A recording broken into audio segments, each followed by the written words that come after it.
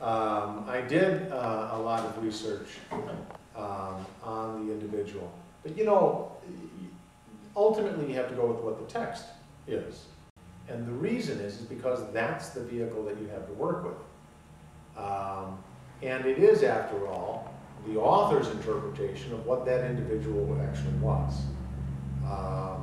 So, although I'm portraying an actual person, because it's someone else's interpretation of what that person is, it is still, at least in part, a piece of fiction.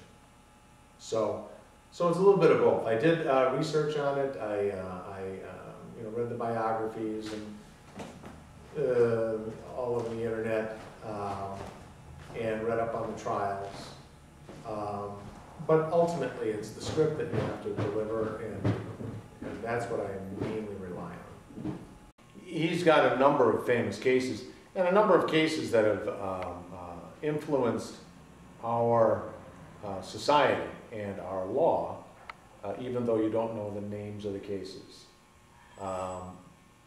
We consider a work day to be 8 hours largely because of the work that Clarence Darrow did in court. We have had the rise and now the subsequent fall of unions largely because of, or at least in part of, as a part of what Clarence Darrow did. Law touches every moment of our lives, every day of our lives. And the things that law addresses are still very tangible to everyone. It would be unfair to say that this is about law. It's not. It's about humanity.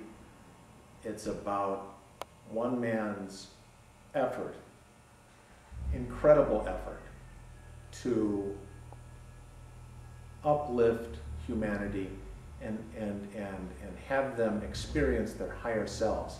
It is, after all, what we try to do as artists. We try to pull out that part of every human being that is that higher part, the mind and the emotion. And he did this. He did this all of his life, maybe with some despair, but he doesn't show any of that in the show.